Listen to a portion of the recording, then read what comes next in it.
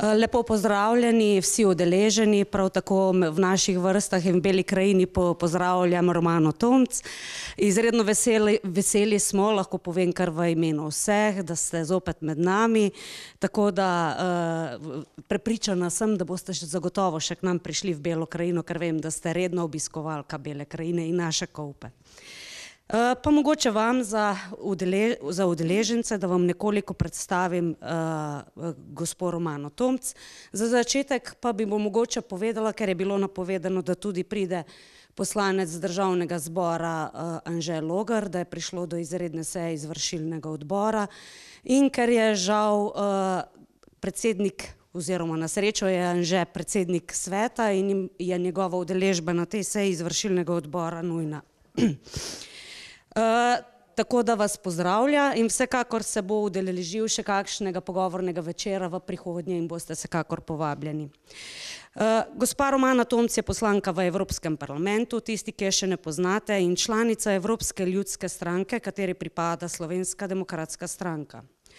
V Evropskem parlamentu je članica dveh odborov, in sicer odbora za zaposlovanje in socialne zadeve, preiskovalnega odbora za preučitev domnevnih kršitev in nepravilnosti pri uporabi prava Unije, povezanih s pranjem denarja, izogibanjem davkov in davčno utajo. Je tudi nadomestna članica za ekonomske zadeve. Med letom 2011 in 2014 je bila poslanka Državnega zbora Republike Slovenije in je tudi njegova podpredsednica. V letu 2014 je bila podpredsednica parlamentarne skupščine Sveta Evrope s sedežem v Strasbourgu. Nazivov in predvsem življenjepis Romane Tomc je izredno bogat, zato vsekakor se nam je zdelo pomembno, da omenimo vsaj ta glavnejše funkcije. Preden je bila izvoljena za poslanko v Državni zbor Republike Slovenije, je bila direktorica Javnega sklada Republike Slovenije za razvoj kadrov in štipendije, kjer se poleg organizacijsko vodenih izzivov dnevno srečevala s problematiko izobraževanja in zaposlovanja mladih. V času predsedovanja Slovenije Svetu Evropske unije v prvi polovici 2008 je bila državna sekretarka na Ministrstvu za delo, družino in socialne zadeve, še predtem pa je na istem ministrstvu vodila direktorat za delo in pravice iz dela. Njeno priljubljeno področje še danes ostaja področje davkov, na katerem je takoj po končani ekonomski fakulteti v Ljubljani tudi začela svojo poklicno kariero. Gospa Romana Tomc, še enkrat pozdravljeni med nami. Mogoče bi kar pričeli s vprašanjem o domačem stanju v Sloveniji. Kako vi kot evropska poslanka ocenjujete delo vlada Marjana Šarca in kako jo vidijo v Evropi? Ocenjujete, da je koalicija trdna? Hvala lepa. Še enkrat lep pozdrav, tako uradno. Tudi jaz Anžeta Logarja opravičujem. Jaz upam, da bom uspela povedati tudi mogoče kaj, s čimer se je on ukvarjal, ker imava eno skupno točko, to je pranje denarja, ki so jo potem tudi skupaj predstavila v Evropskem parlamentu. Ostalo bom pa poskušala oceniti svojega vidika, tako kot jaz vidim, ker se ukvarjam poleg tega, da sem v Evropskem parlamentu z evropskimi zadevami, še zelo intenzivno tudi s stvarmi, ki se dogajajo doma. Nenazadnje, to sicer niste omenili tukaj, ampak se mi zdi pa pomembna stvar, namreč sem tudi predsednica Sveta za socialna vprašanja v okviru naše stranke, kar pomeni, če vam malce predstavim, te sveti, ki jih ima stranka, so tako pozicionirani, kot so ministrstva v vladi. In ta moj svet pokriva vsa področja, ki jih sicer pokriva Ministrstvo za delo. Zelo rada se ukvarjam s tem, ker mi je to nekako strokovni izziv. To, kar je bilo omenjeno, da sem začela na ministrstvu delati kot direktorica direktorata za pravice iz dela, da vam povem, kaj v bistvu to pomeni. To pomeni, da sem skrbela za pokojninski sistem v Sloveniji in za recimo področje, ki se ga dotika zakon o trgu dela ali pa zakon o delovnih razmerjih. Moram reči, da to pokojninsko področje mi je poleg tega davčnega področja, s katerim pač se tudi ukvarjam, mi je pokojninsko področje pravzaprav največji strokovni izziv. Iz več razlogov. Najprej zato, ker je pokojninsko področje tisto, na katerem je poleg zdravstvenega sistema Slovenija najslabša v tem trenutku. Na pokojninskem področju imamo največ težav. Te težave se pometajo pod preprogo in se sem pa tja naredi kakšna akcija ali pa kakšna všečna poteza, ki za trenutek pomiri ljudi, pa jim prinese kakšen dodatek, kakšno 2,5% povečanje pokojnin ali pa kaj takega, pa potem ljudje malo pozabijo, da nas pa čez 5 let, če ne bomo nič naredili, čakajo pa zelo, zelo hudi časi. Zaradi tega, ker če bom v nadaljevanju imela priložnost, vam bom zelo rade volje razložila, kako ta sistem deluje in da ta pokojninski sistem je ena sama in čista matematika. In iz te matematike pač 1 + 1 ni mogoče dobiti 5, in toliko, kot imamo v plačilu pokojninsko blagajno, toliko imamo lahko izplačil. Če vplačil ni dovolj, pomeni, da bodo pač pokojnine nižje. In to je vse. Zato moramo skrbeti za obe strani. Pri nas pa ponavadi se, kadar se pogovarjamo o pokojninskem področju, pogovarjamo samo o tem, kako bomo povišali ali pa znižali pokojnine, kako bomo podaljšali upokojitveno starost, nič se pa ne pogovarjamo o tem, kaj bomo naredili, da bomo to pokojninsko blagajno napolnili. Glede ocene dela vlade Marjana Šarca, moja ocena ni najbolj pozitivna, je zelo drugačna, kot jo mediji prikazujejo.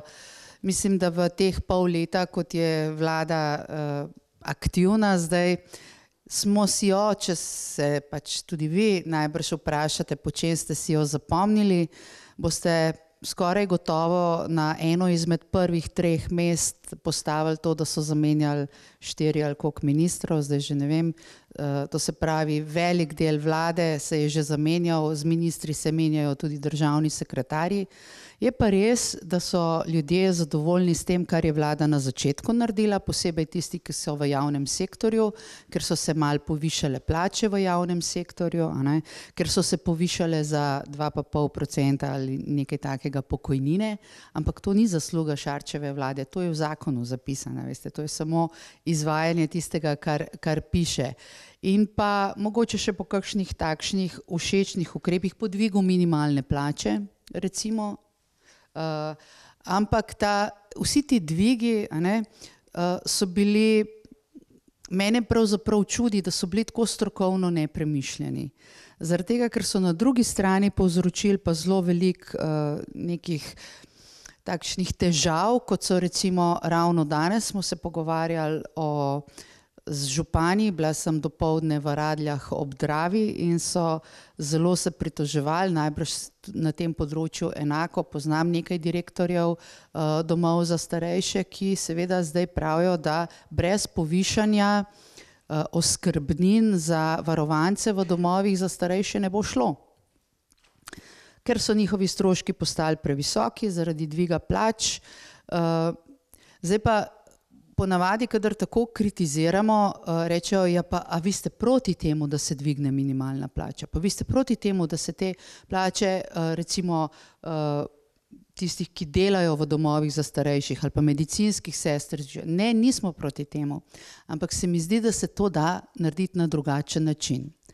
Minimalno plačo bi lahko povišali tako, da bi dvignili splošno olajšavo, in s tem ne bi povzročili, da bi ljudje v svoje žepe in denarnice dobili več, hkrati pa ne bi povzročili, da bi se jim recimo spremenili te dohodkovni razredi, ko računajo, koliko morate vrtca plačati in podobne zadeve. Tako da te ukrepi, ki so bili do zdaj narejeni, so predvsem populistični. Denarja v naši državni blagajni, vam moram povedati, je v tem trenutku kar precej, ga je bilo že veliko manj in glede tega se ne moramo pritoževati. Imamo gospodarsko rast, zaradi gospodarske rasti se je nateklo več davkov in zdaj lahko vlada pač ta denar porablja. Porablja ga pa lahko premišljeno ali pa nepremišljeno. Zaenkrat ga porablja nepremišljeno. Ta proračun oziroma proračun je bil sprejet, ne rebalans, ki je bil zdaj sprejet, je v nasprotju z ustavno določbo v fiskalnem pravilu. Kaj to pomeni? To pomeni, da vlada troši več, kot bi smela potrošiti. Zdaj, ko imamo dobre čase, to je približno tako kot družinski proračun, kadar so dobri časi, je pa mogoče treba vseeno nekaj na stran dati za tiste čase, ko ne bo situacija tako dobra. Mi pa delamo ravno nasprotno. Takrat, ko gre dobro, zelo na veliko trošimo in obeta se nam približno takšna situacija čez nekaj let, 2-3 recimo, kot je bila na začetku leta 2009. Najbrž se vsi spomnite, kako je takrat bilo, iz velike gospodarske rasti smo padali v krizo in padali smo v Sloveniji veliko globje, kot so padli v drugih državah. Zato smo pa tudi toliko časa rabili, da smo iz te krize ven prišli. Politika in uravnavanje proračuna in izdatkov služi ravno temu namenu, da se te cikli skušajo blažiti, da niso tako nizki padci, pa tako visoki dvigi, da gre v bistvu zadeva za ljudi z manj posledicami skozi, no? Tako bi lahko rekli. Kaj se bo v nadaljevanju dogajalo, ne vemo, kako trdna bo vlada. Ta koalicija, ki zdaj deluje, že kaže nekako svoje šibkosti, predvsem je pa iz zelo daleč vidno, da pravzaprav predsednik vlade ni tisti, ki bi vodil vlado. Ampak predsednik vlade predvsem skuša poslušati tiste, ki imajo največjo moč iz ozadja, pa s tem ne mislim tako, kot si pravijo strici iz ozadja, ampak tudi te stranke, ki naj ne bi bile vladne stranke, pa v bistvu so tiste, ki so najmočnejše. Tako da bodite prepričani, da tisto, kar rečejo Luka Mesec in njegovi, tisto ima zadnjo in največjo besedo v tej vladi.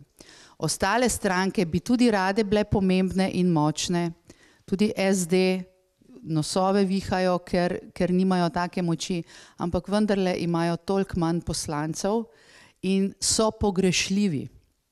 So pogrešljivi. Vi morate matematično zračunati, kdo v tej vladi je pogrešljiv, pa kdo ni pogrešljiv. In Levica ni pogrešljiva. Imajo preveliko moč in preveč poslancev. Medtem ko kakšni ostali, recimo stranka Alenke Bratušek ali pa to, morajo pa, če želijo v koaliciji biti, imeti svoje resorno ministrstvo, pač se ukvarjati z drugim tirom in tako naprej, ker jim je to dopuščeno, so pa na drugi strani bolj prizanesljivi ali pa raje potrdijo tisto, kar jim je naloženo, da potrdijo. Skratka, vlada je nestabilna, zelo nestabilna in to se vidi tudi iz Bruslja. Mediji o tem malo poročajo, mi tam mogoče imamo kakšno informacijo več. Glede proračuna, recimo, je bila ena izmed prvih zadev, ki se je zgodila v Bruslju, in sicer je bila ta, da je vlada poslala v Bruselj napačen proračun, lanski, ki ni upošteval nobenih ukrepov, ki so bili predvideni, ki je upošteval gospodarsko rast, takšna, kot je bila prej predvidena, ne pa znižano. In bil je to pravi fiasko, ker v Bruslu tega ne počnejo prav pogosto, ampak naš proračun so v celoti zavrnili. Ga sploh niso pregledovali, so ga kar nazaj poslali. Pa so rekli, dajte vi pripraviti nekaj, kar bomo mi sploh se s tem ukvarjali. In potem so poslali še en proračun, ki so ga pa potem strokovno tudi zelo napadali. So povedali, da je narejen na nerealnih predpostavkah in da ne vključuje nobenih ukrepov, ki so sicer zapisani v koalicijski pogodbi. Sploh pa so bili izjemno kritični do 3 stvari, do pokojninskega področja, da ni bilo nič narejeno na področju pokojnin, da se nič ne dela na področju zdravstva in da ni nobenih ukrepov na področju dolgotrajne oskrbe. To so pa vsi te strukturni ukrepi, ki bi jih mogli narediti, pa jih ne naredimo. Vlada se je odzvala tako, ne bo nam Bruselj rekel, kaj moramo mi narediti, a ne? Ampak mi teh ukrepov dejansko ne delamo zaradi Bruslja. In v Bruslju tisti uradniki, ki so to napisali, ki so dali takšno oceno, njih nič ne boli, če imamo mi za nič zdravstven sistem. Vi čakate v vrsti, ne oni. Oni so dali samo svoje mnenje. Zdaj pa večino vlad to mnenje spoštuje, upošteva in nekaj naredi, nekateri pa tudi ne. Mi smo pač na tem, da očitno ne bomo tukaj nič naredili. Čakamo, kaj bo v nadaljevanju. V naši stranki, kot slišim poslanci, sama tudi sodelujem pri tem, recimo pri pripravi kakšnih zakonov, zakone vlagajo. Vložili smo recimo zakon, ki je posegel na pokojninsko področje in smo rekli, dajmo pa zdaj malo jih spomniti na to, kaj so obljubili v koalicijski pogodbi, da bo začel veljati 1.1.2019. Da se bo zvišal odmerni odstotek, da bo letni dodatek v 2 višinah in da bodo upokojenci lahko delali, da bodo imeli lahko dvojni status. To so oni sami napisali, da bo že 1.1.2019 veljali. Ker ni veljal še konec januarja, pa konec februarja, a ne, smo marca vložili ta predlog zakona in so ga gladko zavrnili. So rekli, da to pa ne.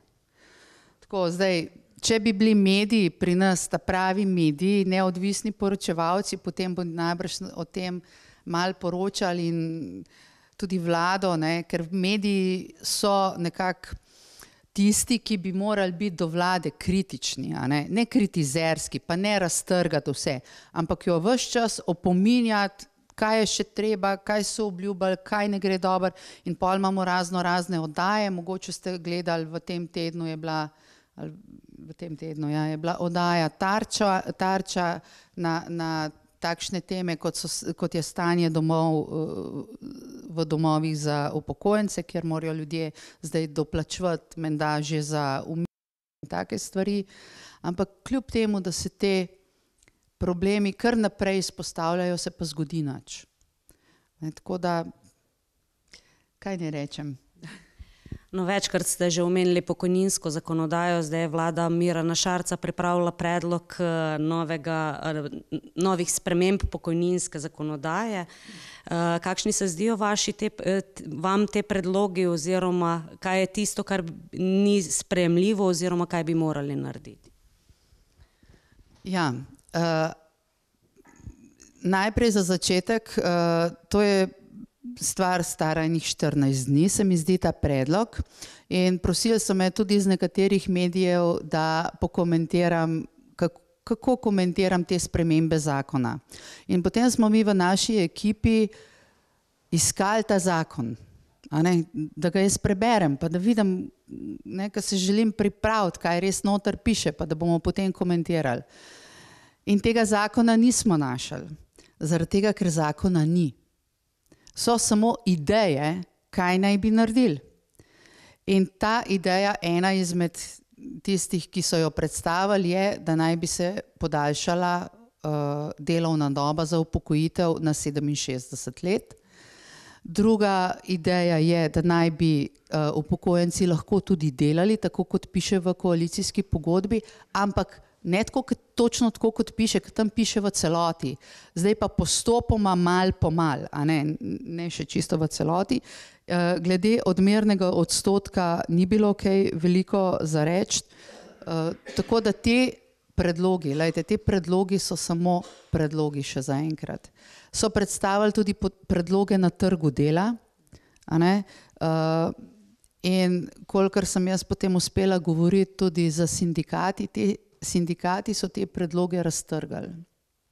Če sindikati v Sloveniji predloge raztrgajo, verjemite mi, tega zakona nikoli ni. Ne more biti sprejet. To se pravi, od tega, da smo danes začeli govoriti o neki pokojninski reformi, ki to ni, ampak je samo neka sprememba, pa do tega, da bo iz tega nastal zakon, je še zelo dolga doba. Ampak to ne bo rešil pokojninskega sistema. Naš predlog, kaj bi morali pod nujno za začetek narediti, je dolg enih 10 ali pa še več alinej, ampak samo da najpomembnejše omenim. Če ne bo večje povezave med vplačanimi prispevki in pokojninami, noben več v te pokojnine, vsaj od mlajših, ne bo verjel. Danes je pokojnina postala socialni transfer, pravzaprav je čisto vseeno, koliko ste v pokojninsko blagajno vplačevali, vseeno ste plačevali 30 let, 40 let ali pa eno obdobje tukaj vmes, ker dobili boste pokojnino, ki je manjša kot socialna pomoč. To se pravi, vse je čisto vseeno, a ste delali pa plačevali ali pa na koncu pri nekem letu rečete državi, poslušajte, jaz nimam, pomagajte mi. Ampak to ni pokojnina. Lejte, mi za pokojnino plačujemo prispevke. In prispevek je nekaj, kar tebi na koncu pripada. Prispevek ni davek. Davek gre v proračun, pa se tam naredi en miks in potem grejo ti davki za ceste, za zdravstvo, za karkoli. Za pokojnino pa vi plačujete. In mora biti ta pokojnina odvisna tudi od tega, koliko ste vplačali. Seveda pa je znotraj tega še solidarnostni sistem, ker tisti, ki zelo veliko plačujejo, morajo dati potem še za tiste, ki malo manj, pa tako. Ampak to so majhni popravki. Večinoma bi pa morali biti to vaši prispevki, ki vas na koncu čakajo na nekem računu. Druga stvar, ki jo poudarjamo, je, da v tej pokojninski blagajni so pokojnine, nagrade, privilegiji takšni in drugačni, noben ne zna ne pokojnine zračunati, ne ve, kje je, in 5 milijard, kolikor da Slovenija za pokojnine, niso vse samo pokojnine. Ampak je še marsikaj ostalega.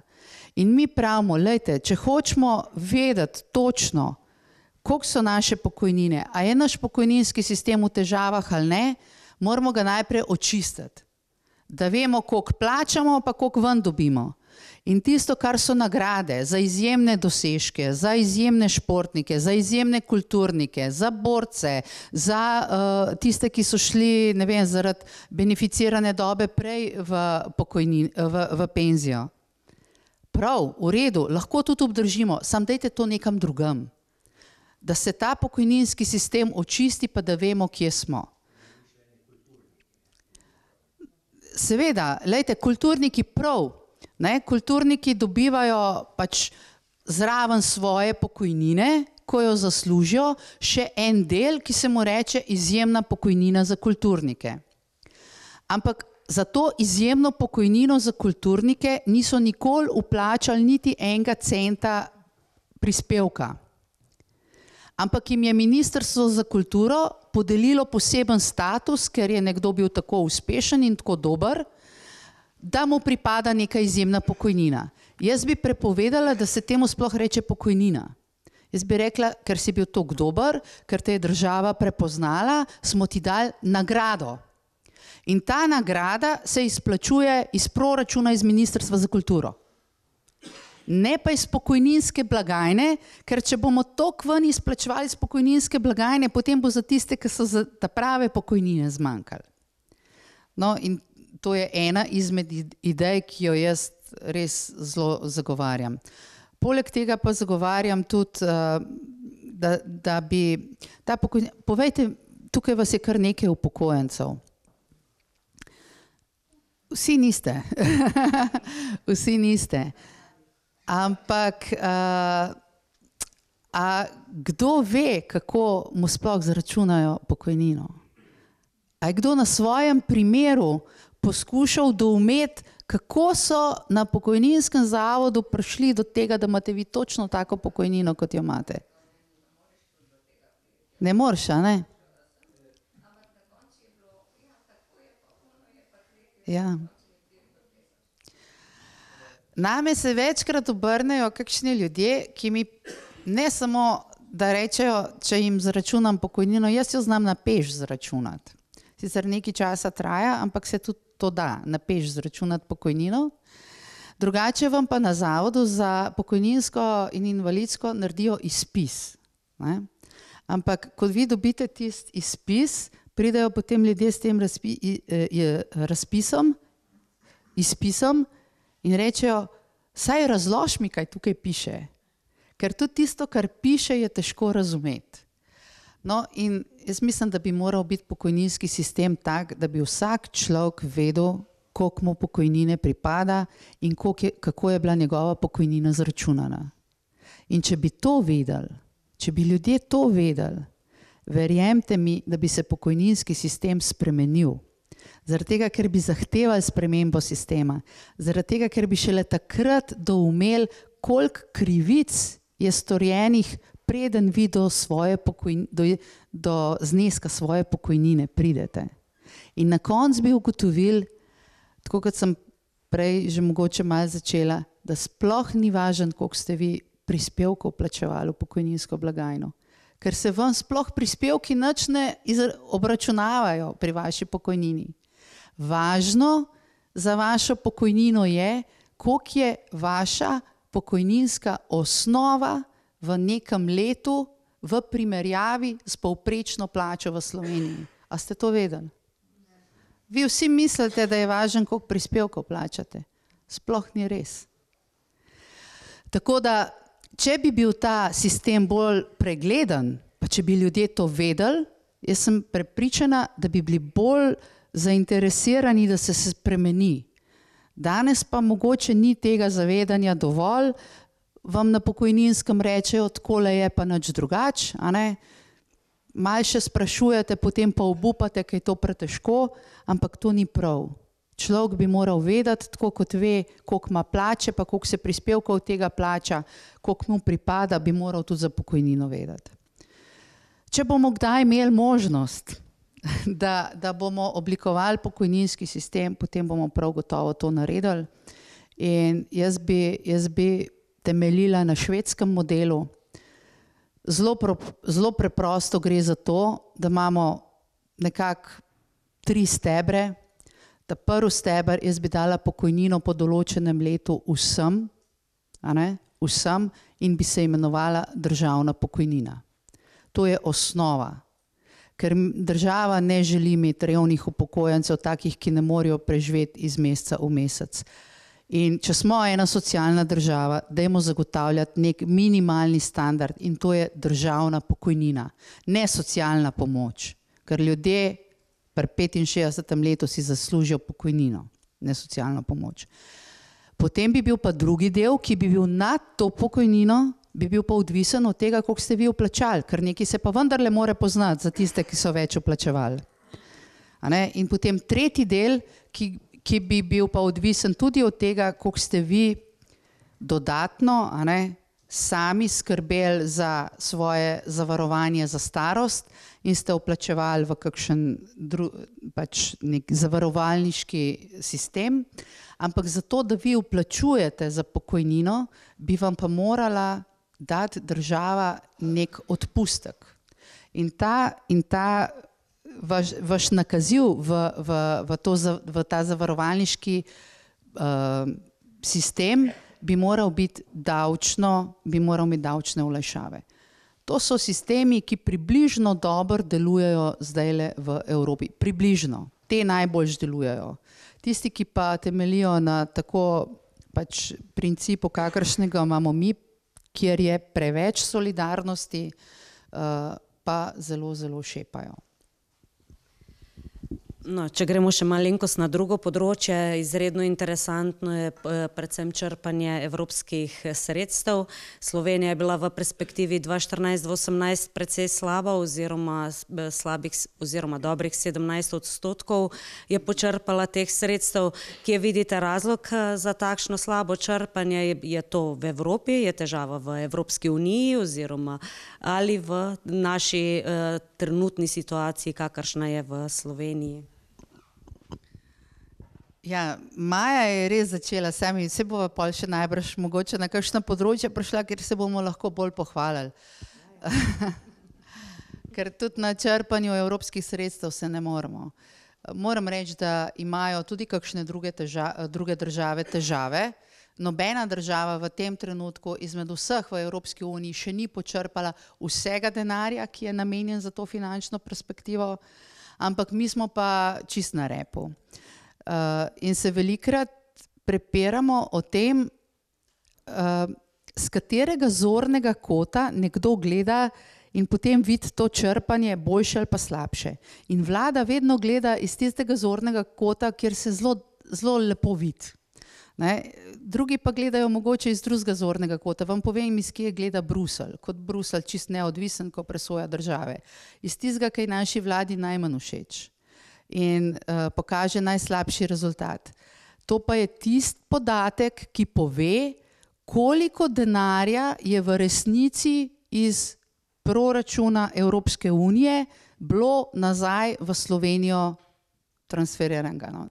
Koliko smo mi dejansko iz bruseljske blagajne dobili. In tukaj smo na teh 17%. Zelo malo, pa finančna perspektiva se zaključuje.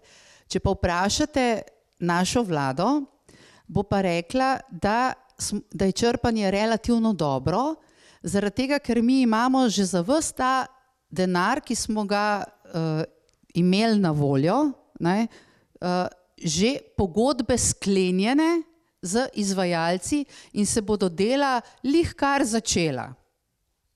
Ampak, a veste, pogodba z izvajalcem, pa narediti neko cesto, potem, če cesto vzamemo, pa potem vse stroške obračunati, pa pregledati, a so vsi stroški upravičeni ali neupravičeni, pa to se v Sloveniji dela na 2-3 nivojih, in šele potem, ko vsa ministrstva svoje naredijo, vse institucije, pride zahtevek na Ministrstvo za finance, ki je pa zadolženo za to, da to vse coken-poken pošle v Bruselj. In pol Bruselj še enkrat pregleda, a so vsi ti stroški upravičeni ali ne. Kaj mene skrbi pri tem, da je tole naše črpanje zelo slabo, je prvič mi ne izkoristimo tega denarja, kar je velika škoda, sami ga nimamo dovolj, tistega, ki nam pa takole ga dajo, pa ne izkoristimo. Problem bo nastal, ko se bo ta finančna perspektiva končala, ko bo zastavica padla in ko zahtevkov več ne bo mogoče vložiti Bruslju, pogodbe bodo pa sklenjene. Pa vam na primeru makete povem, kako to izgleda. Se spomnite zloglasno maketo, eno vlado je odnesla. In naš premier takrat, Cerar, takrat, pa še zdaj kot zunanji minister zatrjuje, da ni bilo za to maketo izplačenega nobenega denarja takrat, da so ustavili. Če ste to zasledili po medijih, se je to govorilo. Ampak nekaj pozab povedati. Pogodba s podjetjem, ki je maketo izdelalo, je bila sklenjena. In to podjetje ima vso pravico, da to, kar je bilo sklenjeno in mu obljubljeno, iztoži. In tudi bo iztožilo. Dvojni stroški. In poglejte, to se bi nam lahko zgodilo tudi potem, ko se ta perspektiva konča. Če so občine ali pa kdorkoli sklenile pogodbe z izvajalci in niso bile zelo previdne, kar pa ponavadi niso, da bi se zaščitile, če bi se zgodilo ne vem kaj, da ne bi prišlo do črpanja sredstev in tako naprej, to se v pogodbe ponavadi ne zapisuje, bo tisto podjetje, ki je imelo sklenjeno pogodbo, tudi če do dela nikoli ne bo prišlo, iztožilo ta denar. To se pravi, mi ga iz Bruslja ne bomo dobili, pa še iz svojega proračuna ga bomo mogli dati. Teh pogodb, ne boste verjeli, je zelo veliko, ne samo maketa. V bistvu ne sklenjen, ampak neizveden posel je najboljši posel v Sloveniji. To so milijoni evrov, ki se potem v tožbah dobijo nazaj. En tak primer so bile recimo tudi te nalepke, če se spomnite, ko smo jih imeli na avtomobilih. No, to podjetje je potem, ko je bila sprememba zakonodaje v Sloveniji in so bile te nalepke, kako se jim reče, ne vem, Ja, gor smo imeli neke nalepke na šipah, ja. Ja.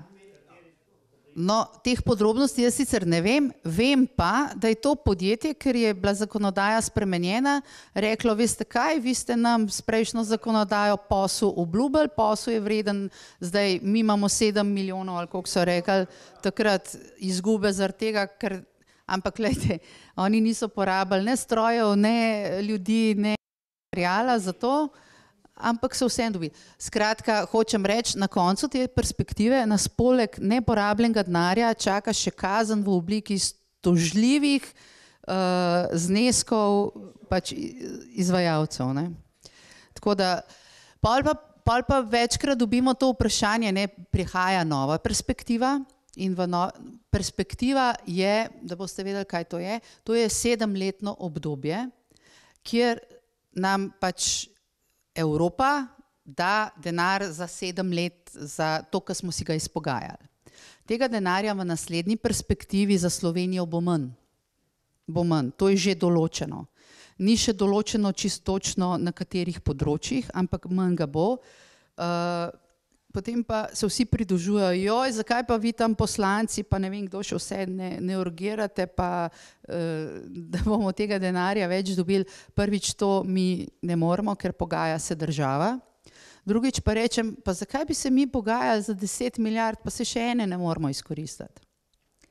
Tako da kljub temu, da bo denarja manj, jaz mislim, da če ga bomo vsega porabili, bo vseeno dobro, a ne?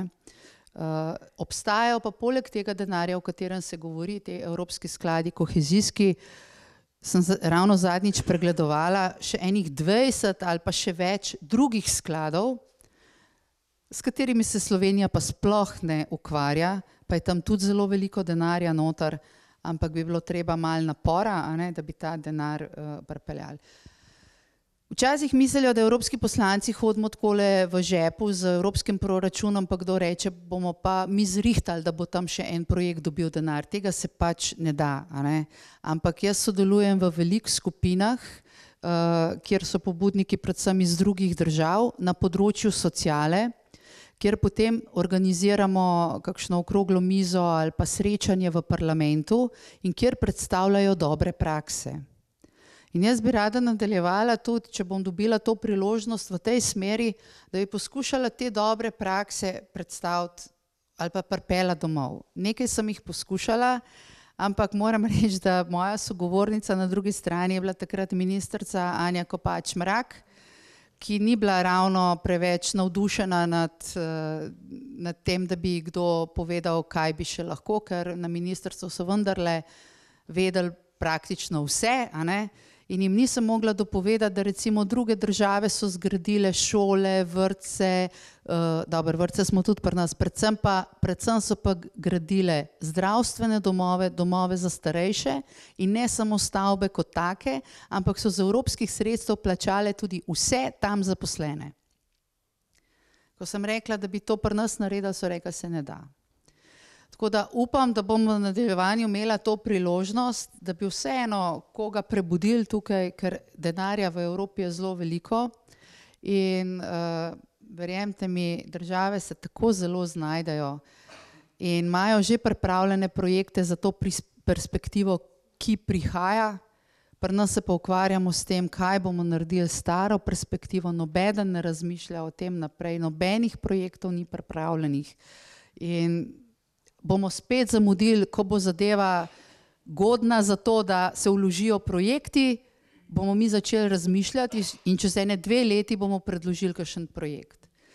Glejte, most na Pelješac je zgradila bodo zgradili Kitajci, ostal bo Hrvatom, plačala ga je pa Evropska unija. Danes smo se v Radljah ob Dravi pogovarjali o 3. razvojni osi, ki bi, in vsi se strinjajo, to bi nam lahko plačala Evropa. In bi nam, ker ravno za take stvari je denar. Ampak pri nas nismo sposobni pripraviti projekta, ki bi bil sprejet. Tako smo v bistvu izgubili priložnost na drugem tiru. Drugi tir je pa bil prijavljen v Bruselj. ne sicer v ta sklad, o katerem zdaj govorimo, ampak v tako imenovani EFSI sklad, a ne. Ampak je bil v Bruslju zavrnjen, ker ne glede na to, kako veliko je tam denarja in kako, veste, pravzaprav radi dajo denar, no, zaradi tega, ker tudi ta evropski denar je treba porabljati. Ampak za ta projekt so pa rekli, veste kaj, tole je pa še za nas preveč. Ta projekt je bil v Bruslju zavrnjen, ker je bil nepopoln in ker je bil absolutno predrag. Ker to ni prva železnica v Evropi, ki se bi gradila z evropskimi sredstvi. In verjemite, imajo oni majčkeno na kilometer zračunan. Saj je vedno različen teren, pa nekje so tuneli, pa nekje so viadukti, pa ne vem kaj še vse. Ampak približno se pa ve. Naš drugi tir je odstopal v nebo. Ampak pravijo, ne rabimo evropskega denarja, pravi zdaj naša ministrica, ker niti ne rabimo tujega denarja, ne rabimo tujih partnerjev, ker to bomo mi zgradili sami. Ampak, spoštovani, to boste vi plačali. Za Bruselj je bilo drago, za naš proračun pa ne bo. In potem rečejo, zakaj nimamo višjih pokojnin? Glejte, mogoče zaradi takih projektov. Tudi. Ne? To imamo mi veliko dela, policija bi imela veliko dela. Ampak jaz mislim, da bi sploh ne mogli nič zgrešiti, kaj velika, ne? Če bi kar rekli, Avstrijci so že veliko to zvrtali, ali kaj zdaj že delajo. Jaz sem prepričana, da so oni zelo dobro pogledali tisti projekt in da so zbrali po avstrijsko, so jih privili, a ne? In da so to neki izvajalci, ki so korektni. Ne, zakaj kar ne podaljšajo do nas, a ne? To bi bilo najboljše, pa bi bilo najhitrejše in se mi zdi, da tudi najcenejše. Ja. No, če gremo, publika bo imela še na koncu možnost vprašanja, vsekakor. Ne bova predolga, sem še par vprašanj, vseeno moramo se dotakniti, kakor je gospa Tomze že omenila, nekoliko tudi stvari, na katere se lahko evropski poslanci ste lahko ponosni, oziroma kaj je tisto, kar ste v prejšnjem mandatu oziroma iztekajočem se mandatu najbolj ponosni vi sama in mogoče tudi kot skupina Slovenske demokratske stranke evropskih poslancev. Ja, zdaj nas pač po končanem mandatu radi vprašajo, ne, kaj ste pa pravzaprav naredili. Dolgo časa moram reči, da smo pogrešali to poročanje iz Bruslja. Več ali manj imajo rajši novinarji kakšne afere, kot da bi poročali o kakšnem resnem delu. V teh 5 letih se je res ogromno stvari zgodilo. Nekateri mislijo, da je Bruselj zelo daleč, pa ni zelo daleč. 70% vse zakonodaje, ki se tam sprejme, neposredno vpliva na zakonodajo v Sloveniji. En čista kratek luškan primerček iz prejšnjega meseca, tudi iz mojega področja je, iz sociale oziroma zaposlovanja oziroma starševskih nadomestil. Mi radi rečemo tukaj kar porodniška, veste, mi rečemo porodniška je 1 leto, a ne? Ampak to ni vse porodniška. Porodniška je 3 mesece, ostalo je pa starševski dopust. In mi smo zdaj o tem starševskem dopustu tudi na evropskem nivoju razpravljali in določili, da morajo starši si razdeliti ta starševski dopust tako, da najmanj 2 meseca je doma pri dojenčku očka. Tako da to čez 2 leti pride v Slovenijo. Mi nimamo zdaj tako urejeno, mi imamo urejeno tako, da lahko si starši na drugačen način to menjajo in potem se zgodi, da je ves dopust izkoristi mamica, oči je pa tam 14 dni doma, recimo glede za to, da malo k sebi pride, a ne, kaj je tako hudo. Ampak namen pa je, da so tudi očetje nekaj časa doma in teh 2 mesecev, a ne, ki smo jih določili, zdaj ne bo mogoče več prenašati. To se pravi, zelo konkretne stvari se dogajajo. Nekatere pa tudi malo manj konkretne, so pa tako zelo splošne. No. Če izpostavim 3 stvari. Zdaj, ko sem razmišljala, kaj bom izpostavila, tako ko me bodo na hitro vprašali novinarji, pa imaš 3 minute, pa povej, kaj ste naredili. Ne omenjam niti onih mojih dosežkov na področju odbora za finance, ker to so pretežke zadeve, se dotikajo davkov, bank pa zavarovalnic recimo, ampak to ljudje težko razumejo. Zato izpostavljam 3 dosežke bolj iz področja zaposlovanja. Eno je zaposlovanje za mlade. Jaz sem pregledovala največji evropski projekt za zaposlovanje mladih, ki je bil vreden 8 milijard evrov. 8 milijard evrov je približno to, kot je prihodkov v našem proračunu. To se pravi, cel naš proračun, tu nekje smo, in to za vse države članice. Saj veste, par let nazaj je bila velika kriza, pa veliko brezposelnih mladih.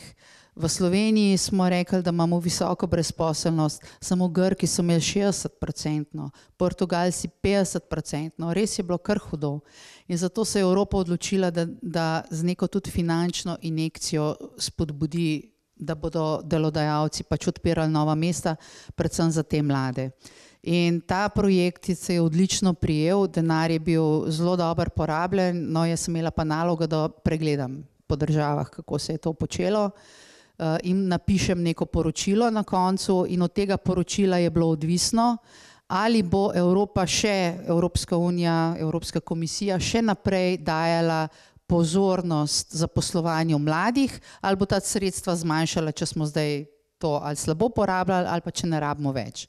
Skratka, pri tem poročilu je malo bilo treba biti tudi iznajdljiv in je bilo potem na koncu dejansko napisano tako, da se program nadaljuje in vsi smo, pa se zavedamo tega, ne. Saj danes je mogoče situacija lahko boljša, ne.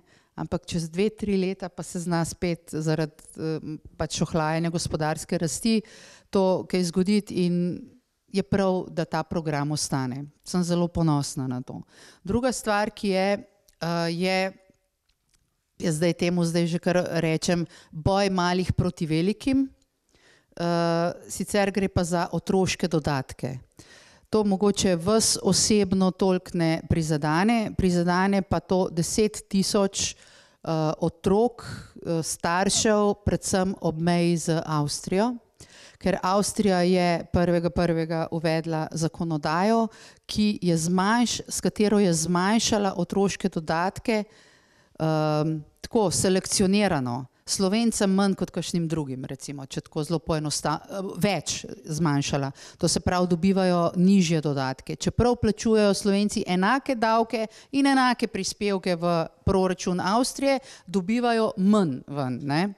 In to je jasno v nasprotju z evropsko zakonodajo, to je diskriminacija, ki se vidi zelo daleč in jaz sem na to opozorila, najprej Avstrijo, pa so bili malo jezni, malo z veleposlanico smo se eno parkrat dobili, niso bili preveč zadovoljni, potem je celo vlada posegla, ampak vseeno smo šli kar naprej. Meni so se pridružili kolegi iz drugih držav, tudi iz drugih političnih skupin, smo opozorili komisijo, komisija mi je dala prav in danes poteka postopek proti Avstriji.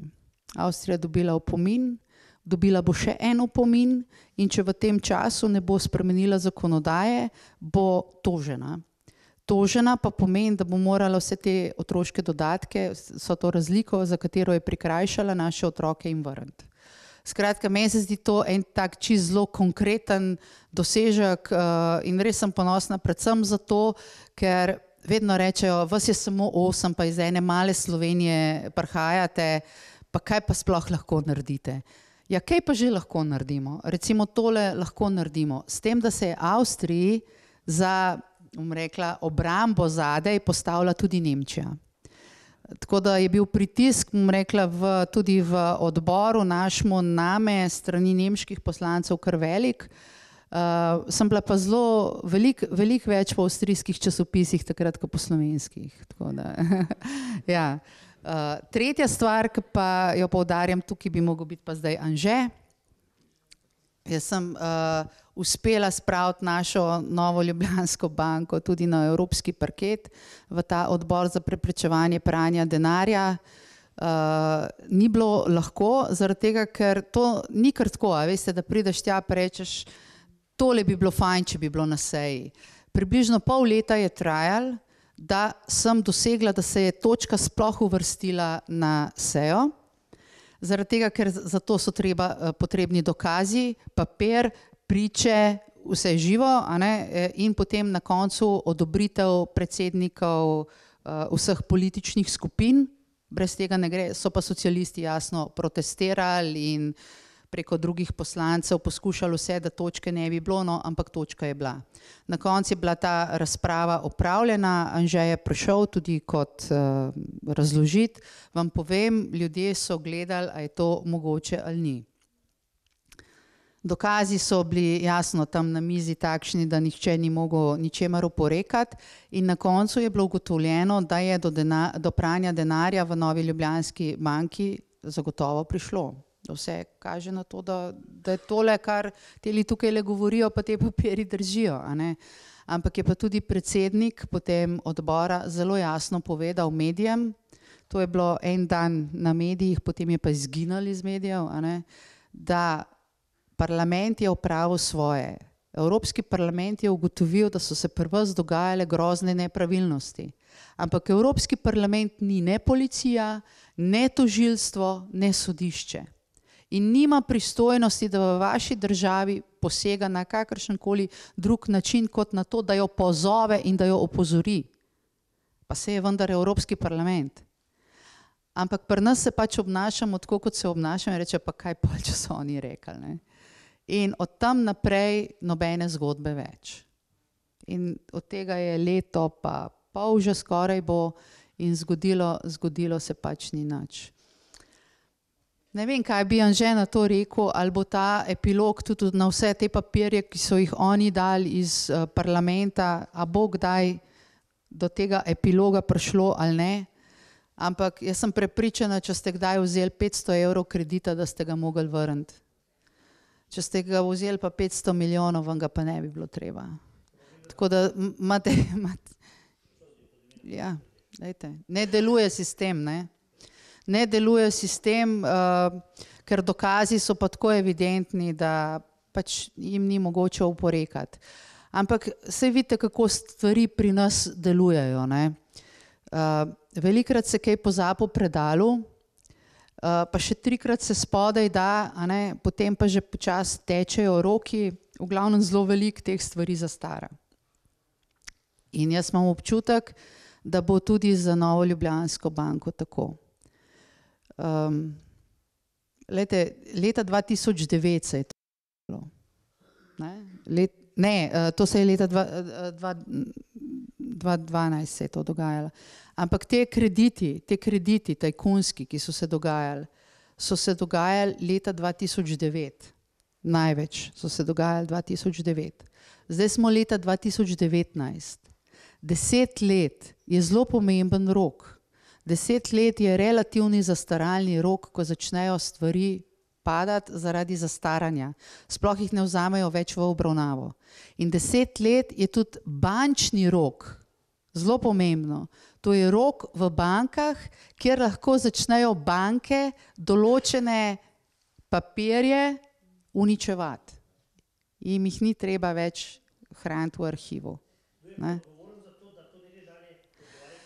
Glejte, saj veste, kako postopek gre. Jaz tukaj sicer nisem ekspert, ampak najbrž, ne, če se to preda policiji, ne, nek postopek poteka. Policija specialno, kaj je ta, tožilstvo, a ne, vložijo obtožni predlog, gre na sodišče in na sodišču teče obravnava. Policija preiskuje, tožilstvo vloži, sodišče obravnava. Zdaj pa vse te 3 stvari pri nas malo šepajo, a ne. Glejte, gospod, sam vi meni povejte, ne, kdo je pa tista institucija ali pa tista oseba ali pa kdorkoli, ki bo te, ki ne funkcionirajo, policija, tožilstvo in sodstvo, kdo bo te nadziral? Kdo je tist? Ne. Ja, ampak vi morate imeti nekoga, Nekoga, ki bo to pokazal, da ti delajo slabo. Ja, sam ni problem policaj, problem je komandir, a veste. No, ampak vam povem, vseeno obstaja en institut, ki to nadzira. Je. A veste, kdo je ta institut, ki bi pa lahko spremenil, da bi bili pa te bolj učinkoviti? To, evo, volitve so to. Glejte, volitve so to, ljudje morajo iti na volitve, ljudje morajo izvoliti tiste, ki bodo, ne zakone, vi morate izvoliti ljudi, ki bodo sprejeli take zakone, da bo to sankcionirano. Ok, no pejva naprej, gospod. Zakon obstaja, ne sme se krasti, je kaznivo. In pol pride, kam boste to, komu boste to povedali? Kjer mu? Na policijo. Policijo, ok. In policija da v predal in nasvidenje. Kdo ga more pa ven vršt? Kaj pa če ga nadarjenega, pa oba dva ven? Ampak kdo pa unga, ta najvišjega policaja pol ven vrže? A, to je. No. Dobro, imamo še kar nekaj kar pomembnih tem, mogoče, ker se nahajamo v središču Bele krajine v Črnomlju, ker imamo zadnje čase kar precej težav tudi za porastom ilegalnih migracij, še posebej v teh spomladnih mesecih te ilegalni prehodi mej naraščajo in se stopnjujejo. Na kakšen način bi lahko veliko ljudi krivi Evropsko unijo, da je kriva in Slovenija ne more nič narediti, da ustavi te migracije? Ali je možno, da kako lokalno okolje oziroma Slovenija vpliva na to, oziroma kako bo tudi Evropska unija v prihodnosti ukrepala na tem področju? Zdaj pa, če sem do zdaj skozi govorila, da so drugi krivi, a ne? Ja, tudi Evropa je kriva, da je tako. Je kriva. Ampak bom poskušala razložiti, zakaj je tako, kot je. Jaz je rekla Maja, sem iz največje politične skupine, Evropske ljudske stranke, ki ima ta trenutek v parlamentu 217 poslancev. 217, nas je pa vsega skupaj 751. In še v naši skupini, če smo pošteni, ste najbrž slišali v zadnjem času, smo kar razdeljeni. Imamo poslance, ki izhajajo iz Švedske, iz Finske, iz Danske, iz Luksemburga, ki ne vem, kaj iščejo v tej skupini, ker oni so zelo drugačni, zelo bolj liberalno usmerjeni. In so tisti, ki recimo so veliki nasprotniki, so bili tudi zdaj pobudniki za to, da se vrže madžarski Fides iz naše stranke, ne? Skratka, hočem vam povedati, da ta zakonodaja, ki se sprejema in ki je bolj prijazna do teh migracij, kot bi lahko bila, je rezultat 751 poslancev. Nas je pa 217. In obeta se nam, da bo še kakšen manj. In zato je zelo pomembno, ampak res zelo pomembno, da se te skupine okrepijo. Kaže, da bojo te volitve pač prinesle nekaj sedežev manj za največje skupine, za nas, pa tudi za socialiste. Narasle bodo pa skrajne skupine, ne? Ampak te skrajne skupine, vam povem, tudi če mogoče kdaj koga zamika, da bi jim dal prav, pa se kdaj tudi imajo prav, sam njihov način ni v redu. Oni so razdiralci. Oni bi prišli, pa bi, oni odkrito povejo marsikdo, da prihaja v parlament pa v Evropo zaradi tega, da jo raztrga od odznotraj. To niso ta pravi. Res niso ta pravi. Pač jaz skušam na vse načine povedati, da mi v Evropi rabimo zdaj ne še več sovraštva, sploh pa ne še več migrantov. Bom pa tudi razložila, kakšno je moje stališče okoli tega. Ampak rabimo pa res več zdrave pameti. In jaz sem prepričana, da je ta sredinski del, a veste, jaz nagovarjam desno sredino, ampak tudi ta levosredinski del Ne to, kar poznate iz Slovenije, ker to ni to. V Sloveniji je to drugače, ampak tista prav, tako recimo kot imajo v Ameriki, ko imajo samo dve strani. To bi moral biti tisto gro in tisto ta pravo.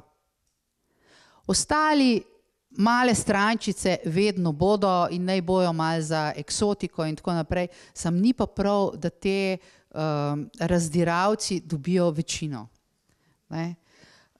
Drugače pa, kar se tiče migracij, da se reševati drugače, kot tudi Evropa pravi, ampak zato moraš biti pa malo pogumen. Pogumen je bil Orban, pogumen je zdaj Salvini, čeprav jaz moram reči, da tukaj o Salvinijevi politiki bi se vseeno dalo kaj reči. On se obnaša tako do migrantov, kot se obnaša. Jaz mislim, da je Orbanov sistem veliko boljši, veliko bolj človeški, veliko bolj pač dostojan. Ima pa Salvini še eno težavo. Italija je ekonomsko bankrotirana država. Bankrotirana. Samo zato, ker je toliko velika, da če bi se ji karkoli zgodil, se zamaje evro. In Italiji se ne sme nič zgoditi. In jo bodo branili do konca. A veste, to, kar smo mi dali, zdaj kar malo zahajam, ampak to se mi zdi pomembno za razumevanje, zakaj Evropa, me občasih vpraša, pa zakaj Evropa kaj ne reče, kaj se klep pri nas dogaja, le kakšne težave imamo. In potem dokapitalizacija našega bančnega sistema. Ste najbrž pozabili številko. Ampak mi smo dali v vse skupaj za sanacijo našega bančnega sistema 4,5 milijarde za slovenskega, celega sistema. V tistem času, ko smo mi dokapitalizirali bančni sistem v Sloveniji, je Evropa nakazala 86 milijard v eni tranši Grčiji. Izmed več tranš. In potem reče, daj 4,5 milijarde. Mi lahko zgubimo cel bančni sistem, vse kar čte, se evru ne pozna nič. Če se nekaj naredi v Italiji, bog ne da v Franciji, je adijo evro. Zato je pač pozornost tukaj drugačna. Drugače pa ja, Orban je bil pogumen, Orban je rekel stop, tega se jaz ne grem in je bil dovolj močan, da je zdržal pač te pritiske. In je postavil pač meje, je rekel, tukajle je naša država, lastnost države je, da je sploh lahko država, ne? Mora obvladovati svoje ozemlje in imeti svoje meje in jih braniti in jih ščititi, to je suverena pravica vsake države. Ampak gledajte, on si je upal. On je drugačen, a vi pričakujete od naše vlade, da bi si to upala? Ja, no, pol smo pa tam. To se pravi, da se da stvari delati drugače. Moram reči, da je tudi v Evropi, na začetku je bilo res zelo hudo, ker se nobeden ni dal dopovedati, ta multikulti pač filozofija in ideologija odprtih vrat je bila katastrofa. In tako so razmišljali kolegi, posebej iz drugih strank.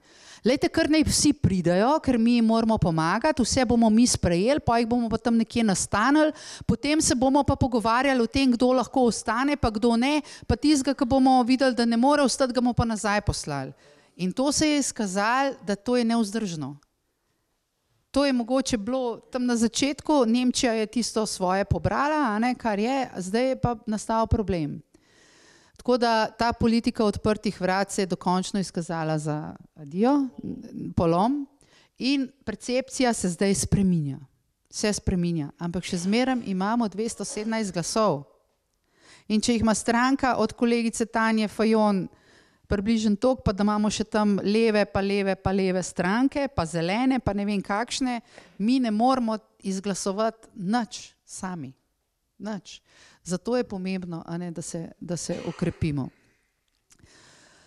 Naša država je tukaj pač, ne vem, naredila veliko napak. No. Jaz sem bila med drugim tudi v teh centrih, ko so prihajali čez mejo, to pregledovanje, to so šli vlaki skozi, to res je kar težko verjetno, da kaj se je takrat dogajalo. Tega, hvala Bogu, tukaj ni več, ampak ne vemo zdaj, kakšna je situacija v južno od naše meje, menda, da v Bosni je kar hudo.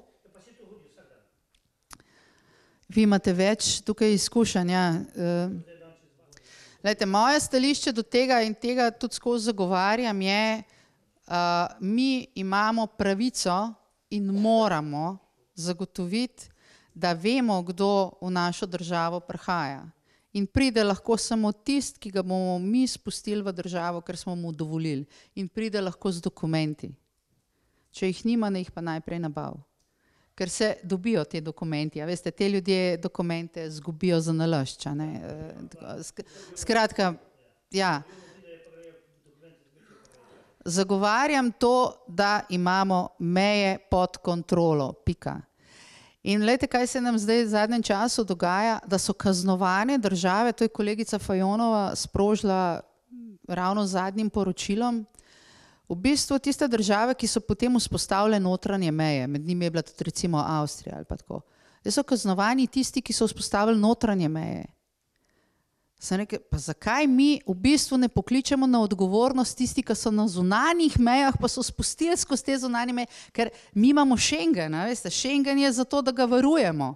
In ker je Schengen padel, potem so pač vzpostavili notranje meje, kar je logično. Ampak zdaj so oni kaznovani, ker so jih vzpostavili, ne pa tisti, ki niso čuvali Schengena. Mi imamo na glavo obrnjeno stvar.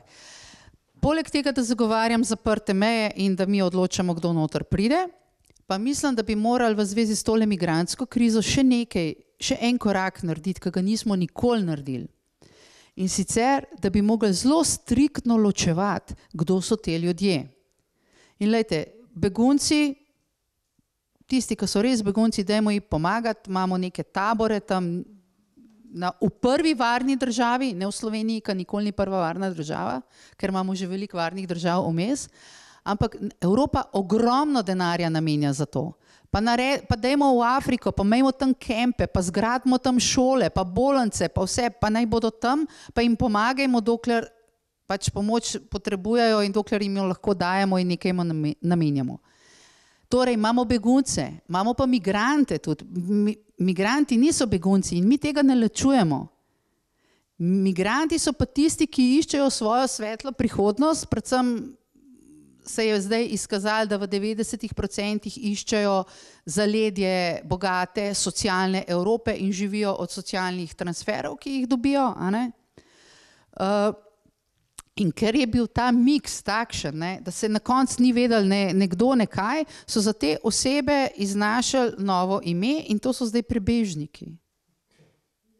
To so zdaj prebežniki in nova in nova imena jim dajajo v Evropi. Zdaj imamo, pazite, že podnebne begunce.